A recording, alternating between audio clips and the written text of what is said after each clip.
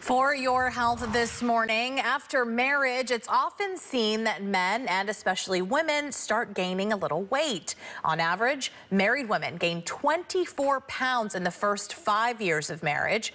In a study of 43 couples, researchers found a connection between marital stress and making poor food choices. Our health expert Karen Owoc is here to talk a little bit about the science behind why your marriage may be the cause behind packing on those extra pounds. Karen, I actually feel like you don't even really have to be married to start feeling this way or to start gaining a little bit of weight. Even just happy relationships, sometimes you start to gain a little bit of weight. Right. It kind of works both ways, doesn't it? So this particular study was performed by the University of Delaware and the Ohio State University School of Medicine. And they looked at couples, 43 couples, that were, in particular, had frequent marital exchanges. So in order to qualify, you had to have these arguments quite often. And they had them sit down and eat a meal. And this study was 9.5 hours long for 2 days. And what they did was they actually tested their blood before they had the meal, and then at frequent intervals after, like at 2, 4 hours and 7 hours after the meal.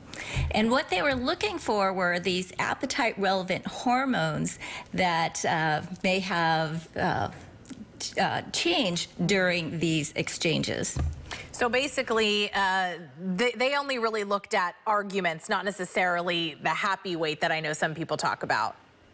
Right. They were looking at the hostile arguments, and what they found was that there was a surge of ghrelin, which is an appetite hormone, and this is the hormone I call the I'm hungry hormone. And so it actually surged and caused them to want to eat more. And they were actually looking at particular foods, those that were high in fat and sodium and sugar. So the ones that are probably considered are comfort foods. Yeah, definitely. Okay, so talk to me a little bit about those typical comfort foods for women and then for men. What do we usually gravitate towards? So this is very interesting. So women tend to like chocolate, or maybe that's not so surprising, ice cream, cookies, cakes, and candy. So as you could see, most of the sweets. Very sugary. Yeah, definitely. Now, men, they tend to look at something a little bit different. They're grabbing for the chips, steak, casseroles, you know, things that are very hefty, like mac and cheese and lasagna, and also pizza. Interesting. So women go for the sweets, interesting how they are going prefer for the salty. different things. But one of the things that was interesting, you know, one of the questions I get often is, well, if I'm a man and I crave cookies and sugar and all that, does that mean anything? And actually, no, it doesn't affect your manliness or anything like that. It just might be that when you were a child, that you were comforted with certain foods. Maybe your mom said, oh, you're not happy or you're sad. How about I make you your favorite dinner, which might be lasagna, or how about I make you your favorite cookies? Yeah. So you know, I really can encourage you to delve into your childhood to see why am I craving certain things when I'm sad or happy. Well, I crave chips, so that's kind of funny, but that is totally a thing that my parents always had potato chips in the cabinet. So you're totally right, hitting the nail on the head there with that. Yeah, very interesting. So what exactly do the results of this study mean overall?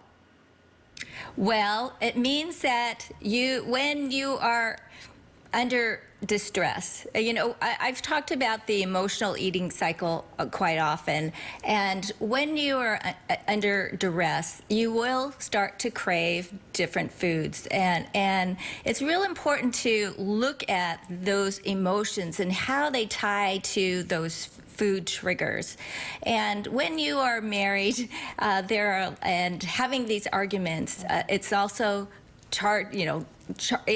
encouraging these bad negative feelings. And you get on this negative eating cycles, that you have those negative feelings, and that causes you to eat. And once you eat those foods, it causes you to feel bad about yourself, and then you just get caught up in this emotional eating cycle, and then resulting in weight gain, which can lead to cardiovascular disease, premature mortality, and diabetes.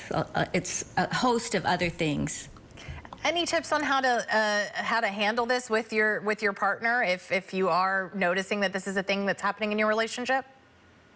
Well, first, so this is where these cookie-cutter diets don't work. So you really need to delve into the psychosocial aspect and look at the marriage. So since that is the cause of your eating behaviors, then that is what you need to address first.